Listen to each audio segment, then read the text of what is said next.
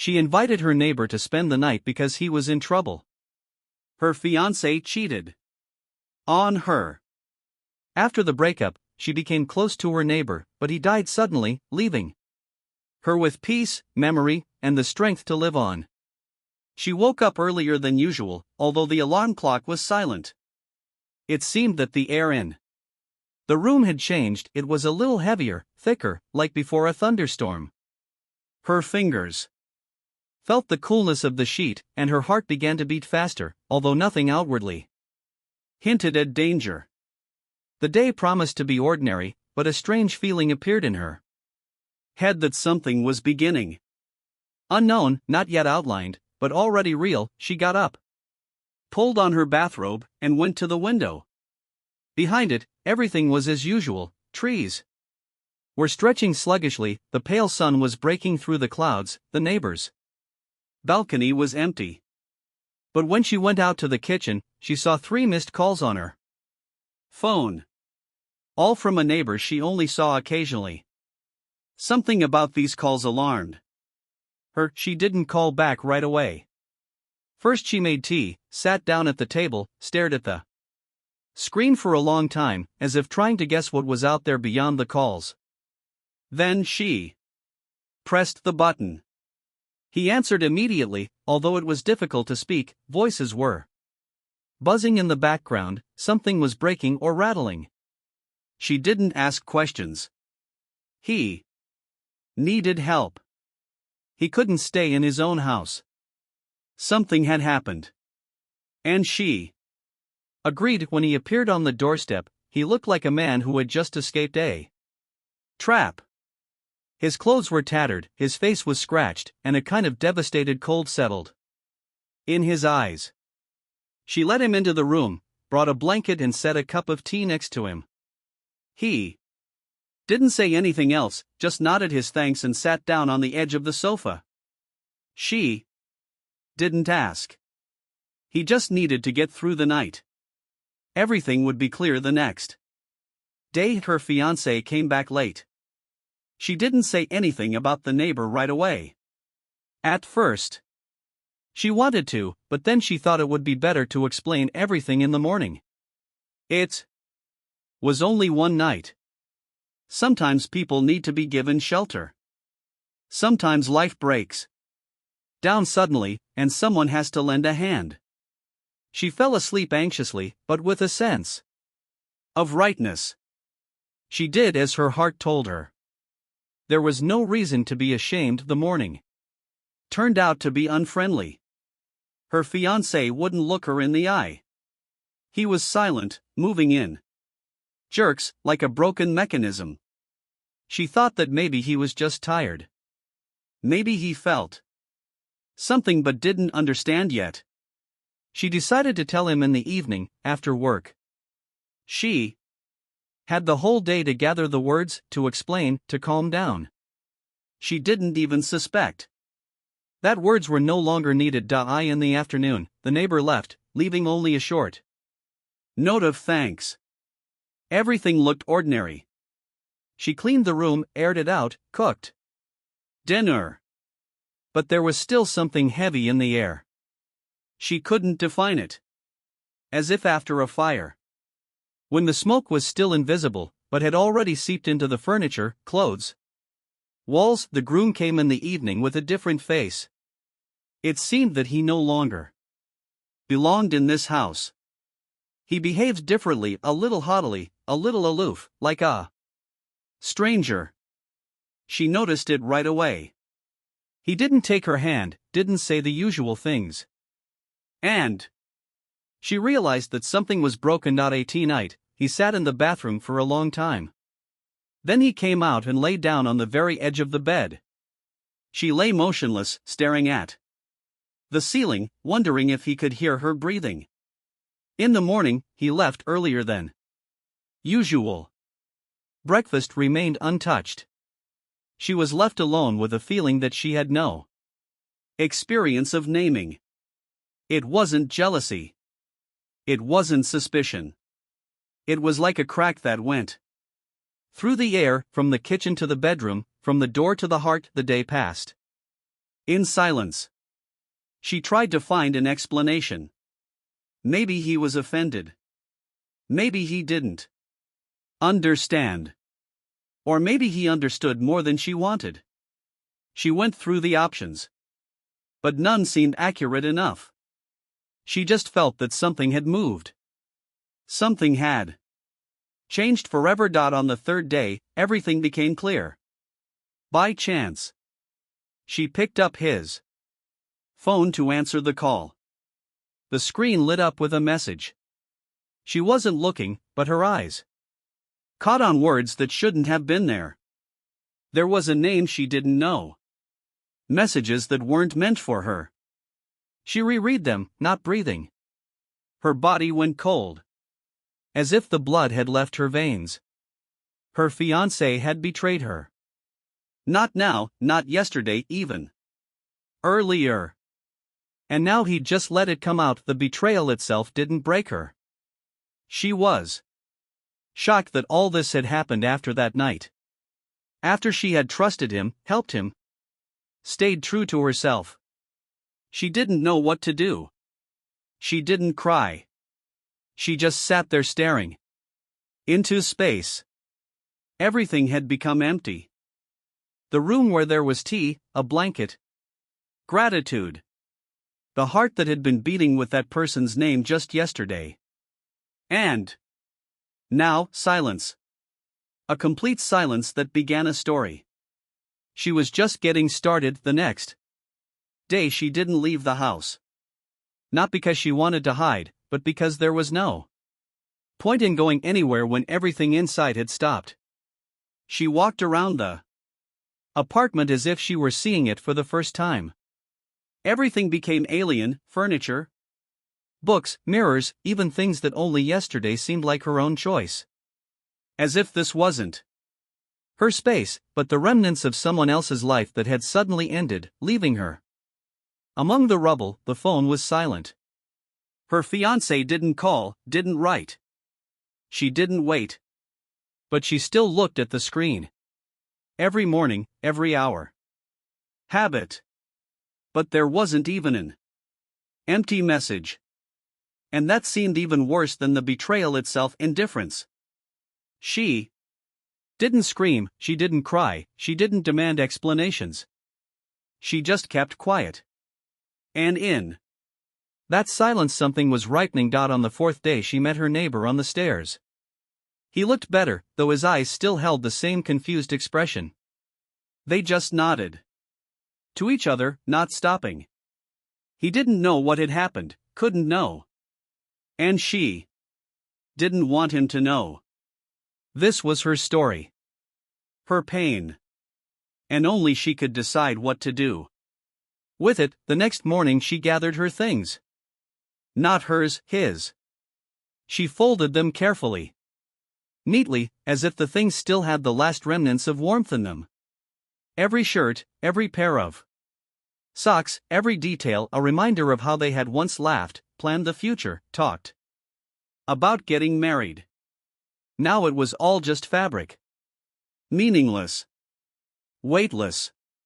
She put everything in boxes, left them by the door, and wrote a short note. Not with reproach, not with anger. Just so he knew he didn't live here anymore. He showed up that same evening. He walked in as if nothing had happened. He saw the boxes and froze. She stood by the window, calm, even. He said something, but she wasn't listening. His voice had no more power. She just nodded toward the door, and he left without turning around. Without a word. Without a fight. That was the end, but the worst came later. Emptiness. The kind that comes after a storm. Not anger, not tears, but complete silence. The days dragged on one after another, the same, without color, without events. She went shopping, made herself coffee, opened books, but didn't read. The world became a background. Gray, empty, alien. One day, a neighbor rang the doorbell. She didn't answer right away. She stood for a few minutes. looking at the handle as if there might be an answer there. Then she carefully pressed it. He stood with a small box in his hands. He said it was a thank you. Something simple, a set of tea she had once remembered. She took the box and thanked him silently again. They didn't speak for long. They just looked at each other. And there was more understanding in that look than 1,000 words. After that evening, she began to come to life a little. It seemed that the very presence of a person who remembered her gesture the very night she had helped, gave her strength. Not for a new relationship, not for attachment. Simply to get out of bed and go outside. To breathe. To not disappear completely. A few weeks passed. She began to go for long walks. She often saw her neighbor, not on purpose, but by chance. On the stairs, near the store, on a bench by the entrance. They didn't say much. They just exchanged brief greetings. But those words weren't empty. They had weight. They kept her afloat. One evening, he left a note on her door. There was just one sentence: "Thank you for your humanity." And at the bottom, a name. She smiled. It was the first real smile she had in a long time. Not because it was a sign of attention.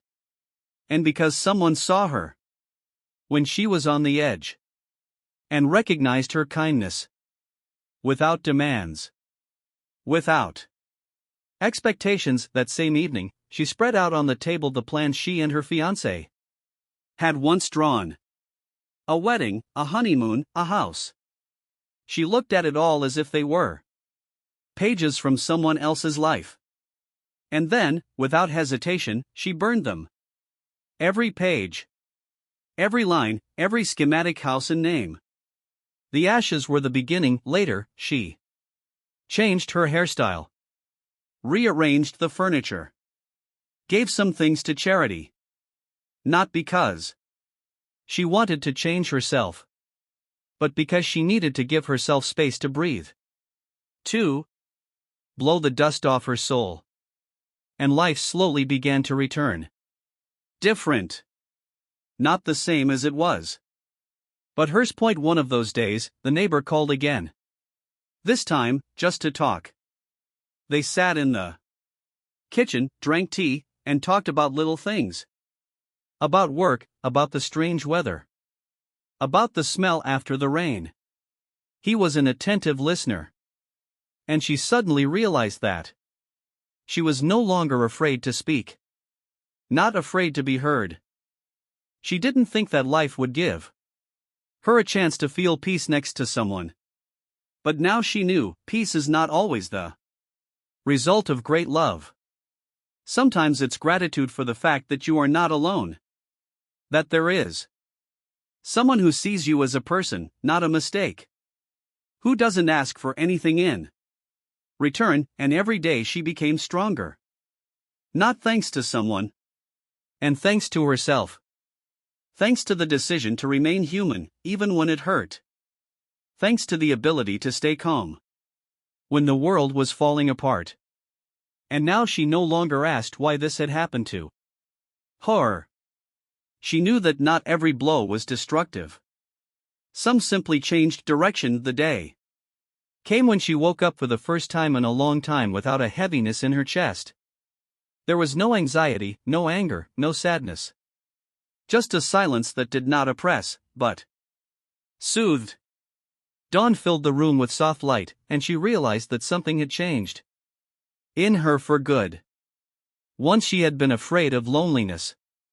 Now she was not. Loneliness no longer seemed like emptiness. It had become a space in which you could breathe, think. Live. She woke up earlier than usual and immediately opened the window. The wind was fresh, sharp, but pleasant. As if the day itself called for movement. She had not planned anything in particular, she just wanted to go somewhere. And she left. Without a goal. Without a map. Without a to-do list. She just walked. For a long time. The streets changed. Faces passed by, colors shone brighter than before. It was as if she had been brought back to life. At some point, she noticed that she was looking at people in a completely different way. She no longer saw everyone as a potential threat. She did not look for deceit in their looks. Her vision was cleared of suspicion. The world no longer seemed like an enemy. And this gave her strength. She bought herself a coffee, went into a small shop and chose something beautiful for herself, just like that. Without an occasion. For the first time in a long time, she did something just for herself. When she returned home, she found a box on the doorstep. She was wary, but she quickly read the note. It was a gift from a neighbor. A book. Old, but with neatly glued pages. A classic. She smiled. Not because the book was valuable, but because someone thought she would enjoy reading it.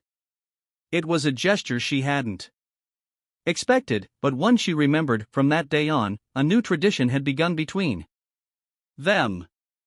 Not every day, not constantly, but regularly, they would meet on the stairs or just by the door. They would exchange little things: a cup of coffee, a piece of cake, a book, music. It all looked like a game, but she felt it was more. It was a silent acknowledgement that they had both been through something difficult. And now they didn't want to break, they just wanted to support. But the past didn't go away. Sometimes it came back in dreams. With the face of the ex. With scenes she couldn't forget. Sometimes she would dream of opening the door and him standing there again, smiling as if nothing had happened. And she would wake up with her heart beating too fast. But she didn't cry anymore. She just lay there in silence until the dream finally faded from her body. One day she found out that he was seeing someone again. Not on purpose, she just heard it from a mutual friend. There was no pain. Just a slight flash of surprise. How quickly some people can move on to the next section without flipping through the previous one. She didn't comment. She didn't analyze. She just erased the name from her memory. Like deleting a folder with unnecessary files. A time passed. She began to work on a new project that she had been putting off for a long time. Not for achievements, not for proof. Simply because she wanted to. She became interested. Again. She began to wake up earlier, write down ideas, draw, plan. Her days took on meaning, regardless of whether there was anyone else in them or not. She learned to fill the silence with herself. One evening, a neighbor rang the doorbell and asked for help with a document. Something small, but he needed advice. They sat in the kitchen, spread out the papers, and gradually the conversation turned to something completely different. They began to remember their childhood, their first jobs, their first mistakes. Time passed unnoticed. And when she looked at her watch, it was well past midnight. He apologized and was about to leave, but she asked him to stay. It was raining outside, hard and merciless. It was not like the night when she had first invited him to stay. There was no tragedy now. There was a calm, human closeness. They drank tea in silence, each thinking about something of their own. She sat on the sofa, he on the armchair opposite. And the room was warm. Not from the heater, from peace. They didn't talk about the past. Only about what would happen tomorrow. And about the fact that sometimes you just want someone to be. Their morning came softly. She woke up earlier and saw that he was still sleeping. Quiet. Calm, completely different from the one who had once betrayed her. There was no falsehood in his features. And it wasn't a feeling, it was a recognition. she finally allowed herself to feel. Not everything was destroyed. There are things that don't need to be built anew. They simply appear when you're ready. That day she smiled in the mirror for the first time. Not for someone. For herself. Without falsehood, without hints. She was no longer a victim. She wasn't lost. She had become different, whole. And she was no longer looking for love.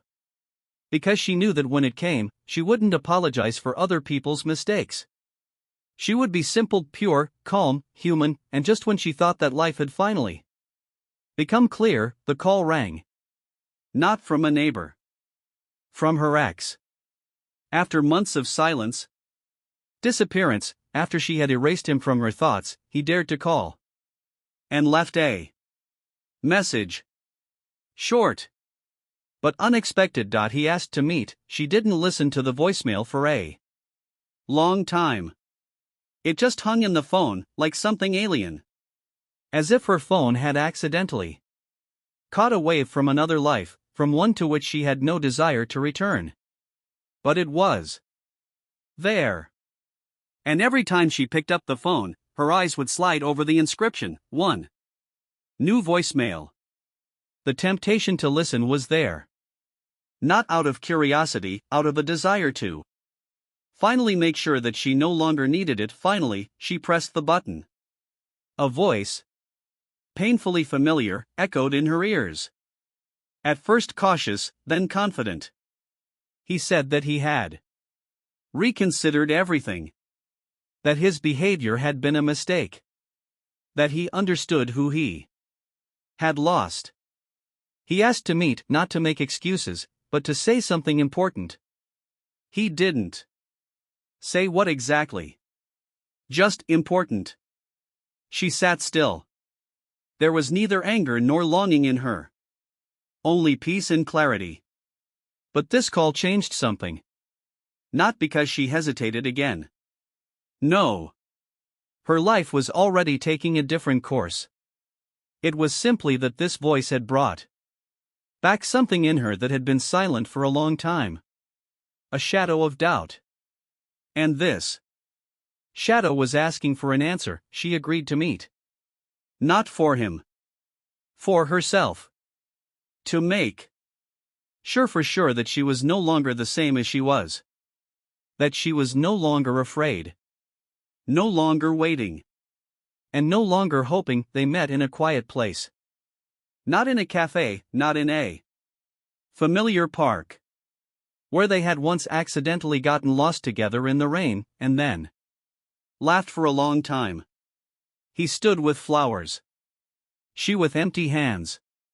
And with stony confidence in her eyes. He began to speak immediately. Like a trained actor who was afraid of forgetting his lines. About how everything fell apart after that evening. How he tried to forget her. How he started dating that woman, but nothing worked.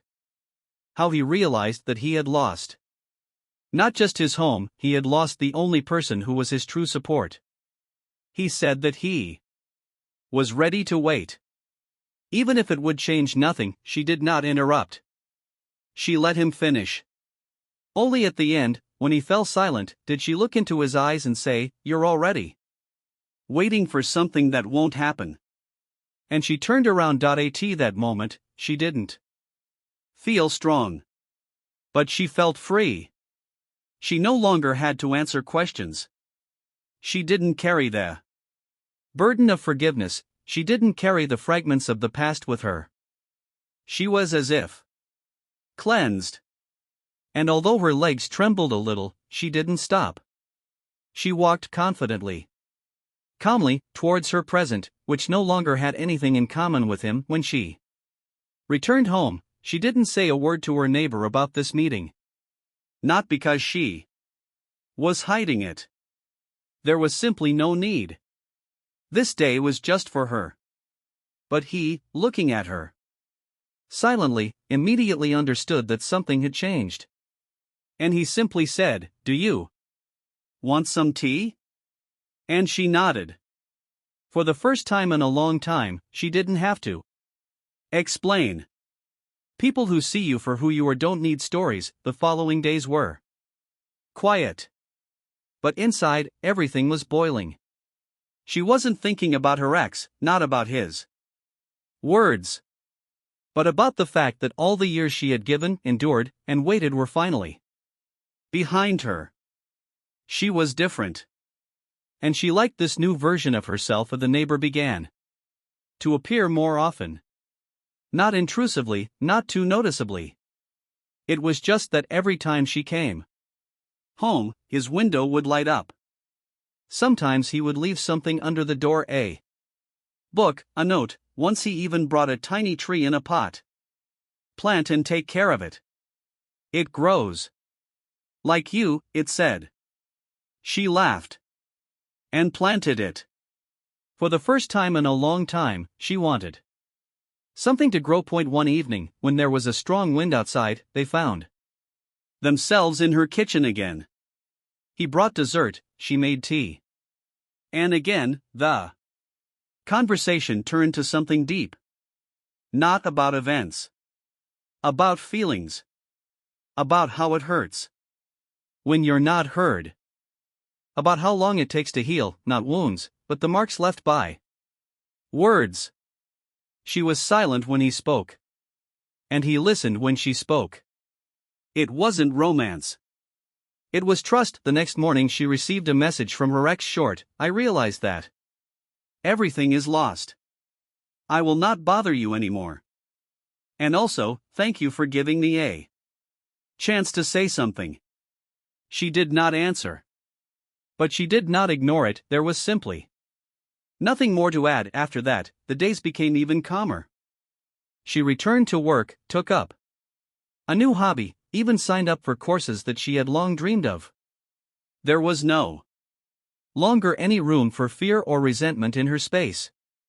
Only the desire to live. Sometimes she caught herself thinking that she had started to smile just like that. Not out of politeness, but from real warmth inside. And one day a neighbor suggested that they go out of town to breathe air, to change the environment. She hesitated for a long time. Not because of him. Because of herself. Her new life was being built without expectations. But something in his gaze said, I am not the one who will break it. And she agreed. They spent the day in nature. Saying little, but feeling a lot. She didn't need to be defensive. He didn't try to impose anything. He was just there. And that was enough. That evening, when they were driving back, he looked at her and said, I don't know if you'll ever want to trust your heart again.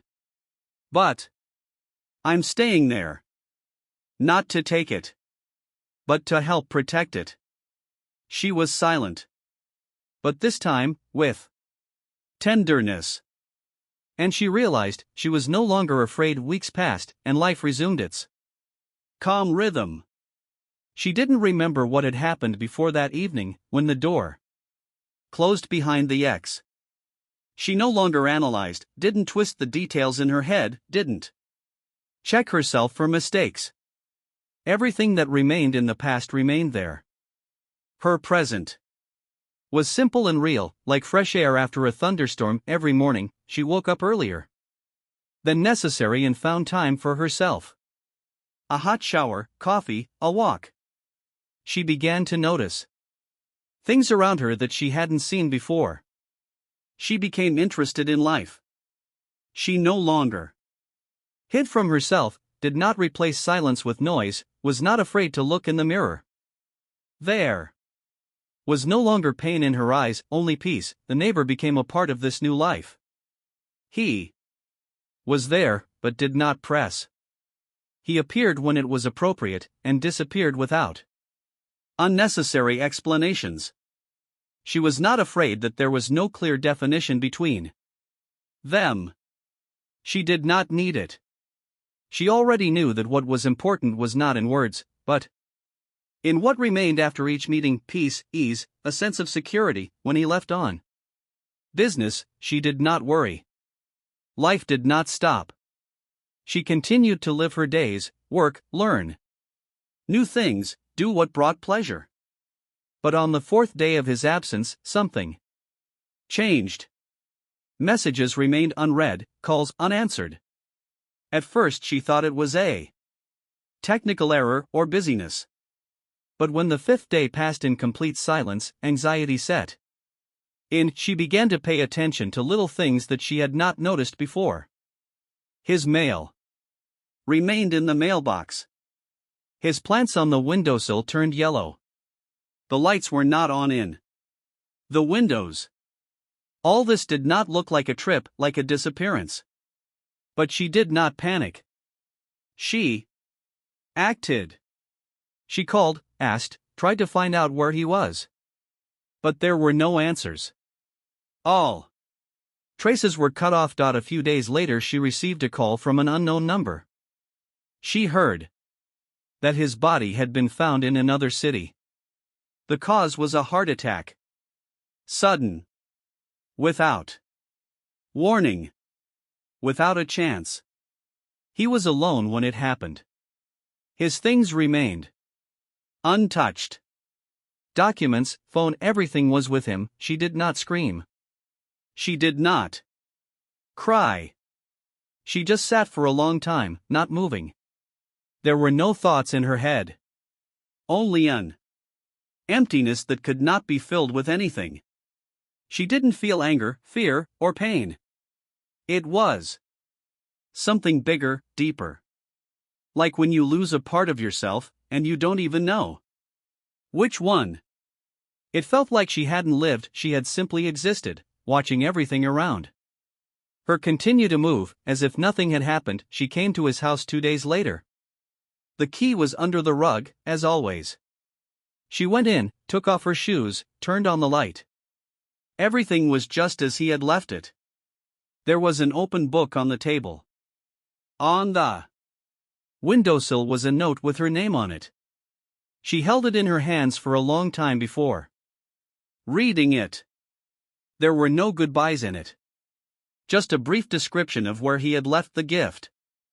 And a small sentence, so that she wouldn't be afraid to start over. She found that gift.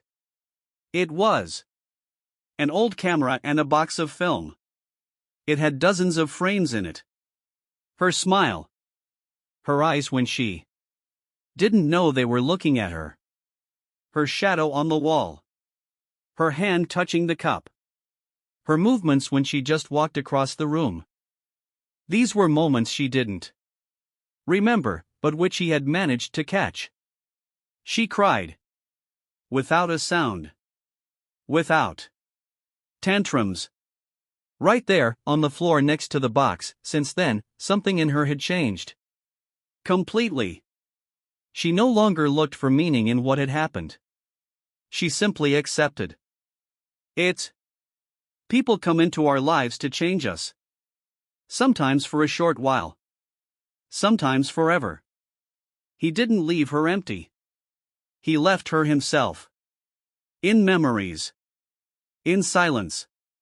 In films where she was alive. Where she was happy. She didn't start all over again. She continued from the point where she first felt she could be happy on her own. She continued to live in this apartment. She tended his plants, although she had not liked it before. She took pictures with the same camera, without changing the film. She continued to be herself, but with a clear awareness. The real thing does not need much time to leave a mark. Her life became different. Not easier, but deeper. Sometimes she would open the box of photographs, look at each one as if for the first time. In each one she saw not herself, but how someone else saw her. That was the most precious thing. That was true love. Without promises. Without words. Without an end.